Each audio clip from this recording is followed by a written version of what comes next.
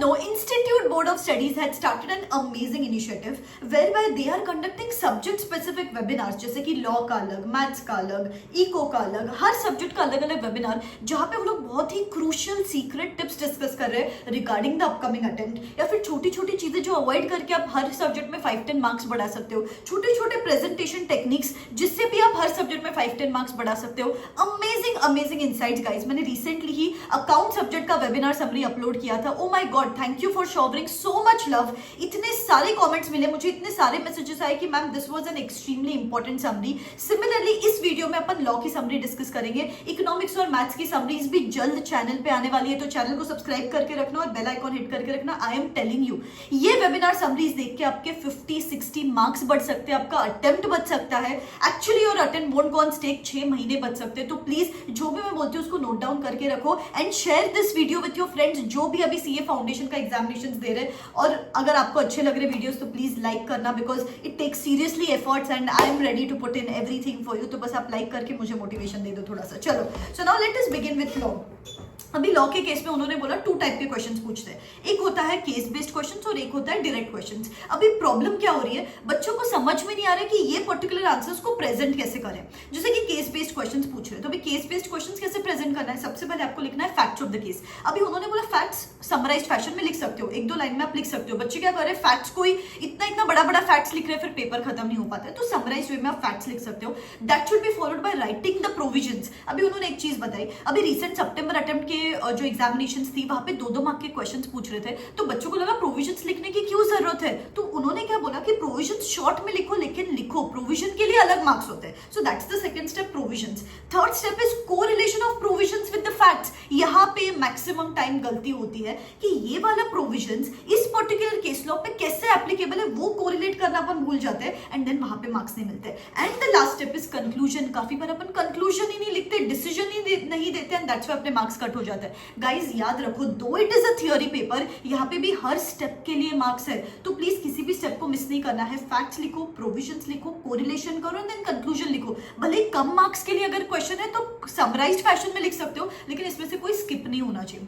दूसरा टाइप का क्वेश्चन है नॉलेज बेस्ड क्वेश्चन, मतलब डायरेक्ट क्वेश्चन जो आते हैं. आईआरएफ जैसे फर्स्ट चैप्टर है उसमें से डायरेक्ट क्वेश्चन वो लोग पूछते हैं. तो यहाँ पे किस टाइप का प्रेजेंटेशन एक्सपेक्टेड है, या तो बुलेट पॉइंट्स में लिखो या तो छोटे छोटे पैराग्राफ्स में लिखो. लंबे लंबे पैराग्राफ्स में लिखोगे वो एग्जामिनर ऑलरेडी कंफ्यूज रहता है इतने सारे आंसर शीट्स देख के, तो प्लीज उसको और कंफ्यूज मत करो. बुलेट पॉइंट्स में लिखो, छोटे छोटे पैराग्राफ्स में लिखो एंड जो भी कीवर्ड्स और टेक्निकल वर्ड्स यूज कर रहे हो ना उनको हाईलाइट और अंडरलाइन कर लो, so that you are serving that paper on that examiner's platter. तो ये बहुत यूजफुल रहेगा. इस टाइप का प्रेजेंटेशन करके ही आप हर क्वेश्चन में आपके 1 से 1.5 मार्क बढ़ा सकते हो. I am guaranteeing you this. इसके वजह से फिर 5, 6, 10 मार्क्स तक बढ़ सकते हैं. That is very important.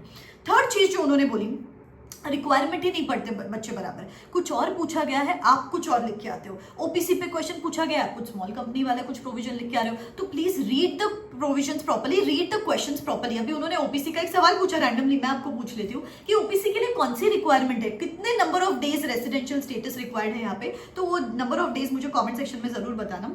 अभी उसके साथ उन्होंने बोला कि आजकल ना इंस्टीट्यूट नॉर्मल पेपर नहीं पूछ रहा है, they are asking you from anywhere. जैसे कि उन्होंने एक एग्जाम्पल दिया कि कंपनीज एक्ट पर से इतने टाइम तक या तो स्मॉल कंपनी पर से क्वेश्चन आता था या ओपीसी पर से क्वेश्चन आता था, गवर्नमेंट कंपनीज ऐसे इस टाइप से क्वेश्चन आते थे. लेकिन अभी रिसेंट अटेम्प्ट में उन्होंने कॉमन सील पर से क्वेश्चन पूछा, व्हिच इज नॉट एक्सपेक्टेड. तो बेटा जो पढ़ाई करते हो ना, ऐसे कॉन्सेप्ट वाइज फिल्टर मत करो कि इसमें से तो क्वेश्चन आएगा ही नहीं.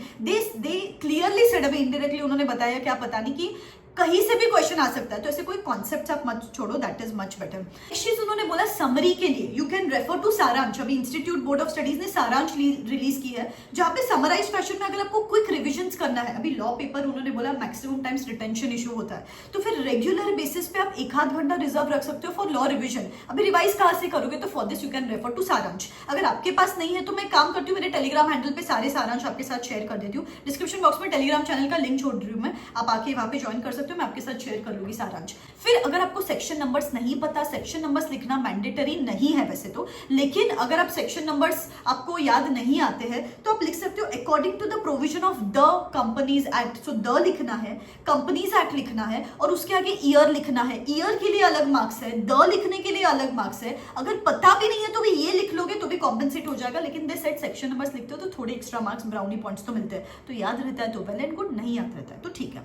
फिर उन्होंने बोला कि लैंग्वेज बराबर लिखो, कीवर्ड्स टेक्निकल वर्ड्स एक्सपेक्टेड है। सबसे बड़ा बच्चों को ये प्रॉब्लम होता है कि मैम रट्टा कैसे होगा, सेम टू सेम लैंग्वेज कैसे लिख सकते हैं। They just said one thing कि हम भी नहीं लिख सकते, हम भी सेम लैंग्वेज नहीं लिख सकते, but there should be some legality in your language, that is very important. अभी उन्होंने टू ऐड टू दिस उन्होंने बोला कि बच्चे क्या करते हैं, कहीं से फ्लो चार्ट से पढ़ के आते हैं एंड देन एग्जाम में फ्लो चार्ट ड्रॉ करते हैं। फ्लो चार्ट नहीं ड्रॉ करना है बेटा, this is a descriptive paper, तो पूरा आंसर लिखना है, नहीं तो मार्क्स नहीं मिलते। अभी एक और चीज उन्होंने बोला, बच्चे समराइज फैशन में आंसर लिखते हैं, जैसे कि small company turnover dash share capital dash, नहीं ऐसे नहीं लिखना है। Small company is a company where by the turnover of, इस तरीके से पूरा स्टेटमेंट लिखना है आपको। सिर्फ आप नॉर्मली डैश डैश करके समराइज्ड पॉइंटर्स में प्रिसाइज पॉइंटर्स ऐसे नहीं लिख सकते हो, राइट। प्रिसाइज आंसर्स बराबर से प्रिसाइज ही लिखो, अननेसेसरी पेजेस फिलअप करने की जरूरत नहीं, लेकिन पूरे सेंटेंसेस लिखो। ऐसे बुलेट्स में छोटे छोटे फॉर्मेट में लिख दिया या फिर फ्लो चार्ट्स ड्रॉ कर दिया, दैट वोंट बी एक्सेप्टेड।